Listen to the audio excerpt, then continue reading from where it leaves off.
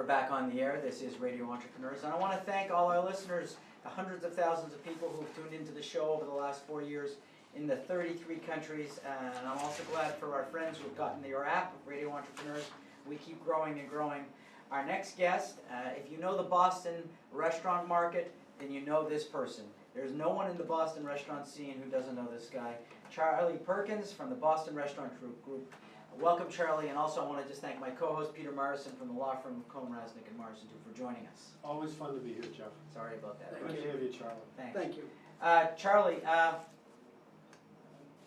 what's going on in the Boston restaurant scene? Been a lot of activity. I think the biggest challenge that we're having right now in the industry is we've added about 13,000 new as opposed to replacement seats in the last 3 years.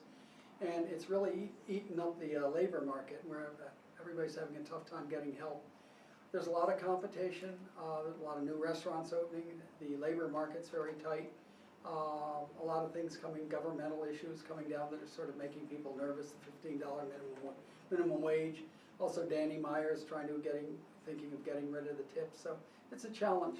I think the biggest challenge right now we're having is the cost of doing business in Boston. So expensive. You have to buy a liquor license, and we're just got put one under agreement at about $400,000.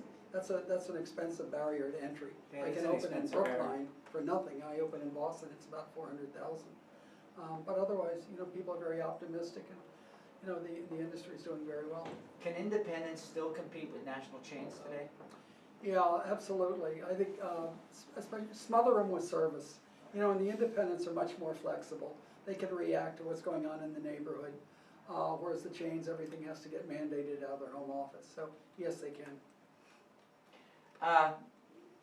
You mentioned the entry costs for a liquor license. Does it cost a lot today to open up a restaurant? I'll tell you because there's a restaurant again. I'll go back to Florida early before this thing. I went into with my wife, and they're struggling.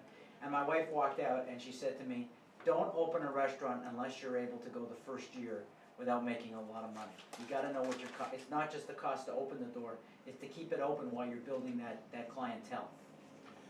You hear the expression all the time, location, location, location. That may work for retail, although retail's getting hammered right now with the internet and people from Amazon. My wife hasn't been to a store in a year. Everything comes in from Amazon.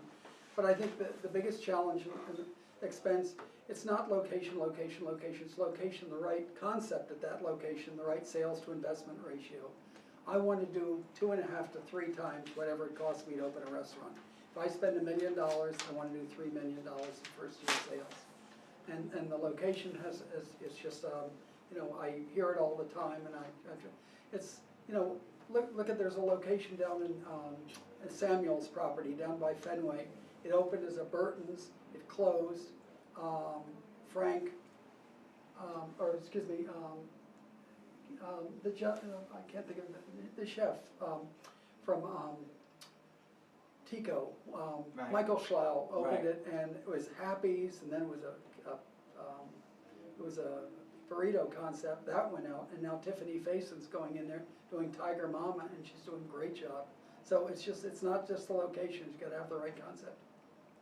Well, how does an independent decide what the right concept is? Can you help with that? Yeah, it amazes me. I've sold 550 restaurants. I've leased 90 restaurants, and I've appraised about 300.